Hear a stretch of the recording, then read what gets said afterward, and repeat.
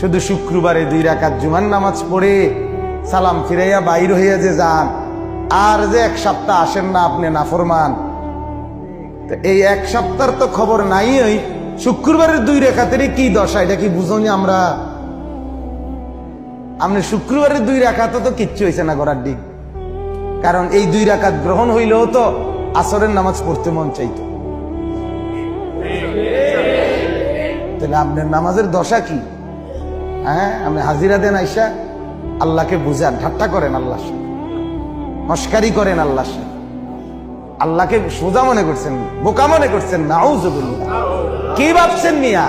কি ভাবছেন? কি ভাবছেন? একটা বিল্ডিং এর ঘরে থাকেন, কয়টা টাকা রোজগার করেন, আর এই ফাঙ্গাস তেলাপিয়া ফার্মের মুরকার কক মুরকা দিয়ে ভাত খান, ধন্যপাতা, কাঁচামরিচ, টমাটো, আলুর ভর্তা, এটা দিয়ে নিজেকে খুব বুদ্ধিমান মনে করছেন না? খুব সুখের জিন্দেগি মনে করছেন।